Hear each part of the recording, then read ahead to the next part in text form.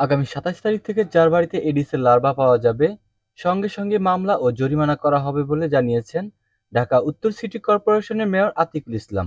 সোমবার ২২ এপ্রিল রাজধানীর রূপনগরে ডেঙ্গু প্রতিরোধে ডিএনসিসির মাসব্যাপী সচেতনতামূলক প্রচার অভিযানে গিয়ে তিনি এসব কথা বলেন। এ সময় তিনি আরো বলেন, আগামী ২৭ তারিখ থেকে যার বাড়িতে এডিসের লার্ভা পাওয়া যাবে, সঙ্গে সঙ্গে মামলা অথবা জরিমানা করা হবে।